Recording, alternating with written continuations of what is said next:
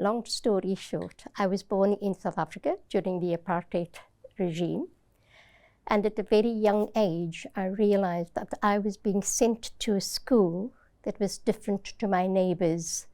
I lived in an area where there were many white children, but we didn't go to the same school, even though after school we'd play together. I knew something wasn't right there. But when I grew a little older, my father insisted that we have an education, that I go to university first before I got politically involved. I knew something was not equal. As a teacher, I would bring people together and have meetings to try and bring about change. I realized as a South African Indian, I was never a South African, you were registered South African Indian, even though I'd never been to India. I was not white, so I was not at the same level as them, but I was made to feel that I was superior to any, what we then called colored people. These were people of mixed race, and definitely you were higher than a black person. And that just did not sit right with me. As an adult, in my 20s, early 20s, I met and worked for the Reverend David Russell and Stephen Biko. And I would say I was then educated by both of them into working for peace, working for equality in a peaceful way. It was a real eye-opener. And then I got married, and I married an Irishman, and so had to leave the country. I got married in Mbabane.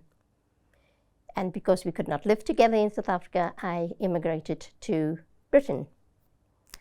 And boy, oh boy, speaking about eye-openers, I realized very, very quickly, even though we came to live in Brixton, which was a very ethnically mixed area, I realized that, apartheid in South Africa had a legal name to it. I knew where I could go in and I knew where I couldn't go. I knew what I could do and I knew what I couldn't do, even if I didn't agree with it. But here, there was much, much more racism, but it was subtle. My first encounter with my parish priest, going into a Roman Catholic church, was that, we don't have black people in our church. Would you please sit at the back? He did say, please. But me being me, that simply said to me, Yogi, from now on, you will always sit in the front pew. So I took my space in the front pew where I sat for the next 40 some odd years.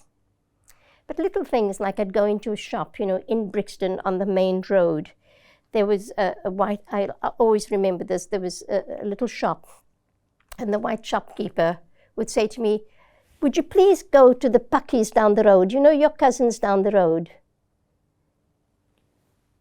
Now, I was not from Pakistan, but I didn't realize at the time that Paki was a derogatory term used for anyone that looked Asian. And one day I walked into the shop, and I'm just being stubborn, I asked him to serve me. And he said, I told you I do not serve people. Well, I kicked up stink. I picked up the 2 bottles in both my hands, and he called for his Alsatian. And with that, my husband walked in to say, what's going on here? And I said, I want to show this man what Pakis can do, because I don't know who he's referring to.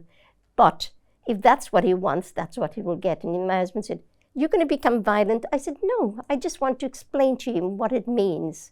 Because in South Africa, a Paki means pick up and throw into a packet. So I want to show him what that means. On another occasion, we were on a bus, and very young little lads spat at us because we were a mixed couple. Or, you'd be walking, holding hands, and people would be staring, walking together. All of this made me realize that I've got to do something myself. I've got to bring about change here. So I joined the Southwark Justice and Peace Commission, and that led me into becoming a founder member of the Catholic Association for Racial Justice.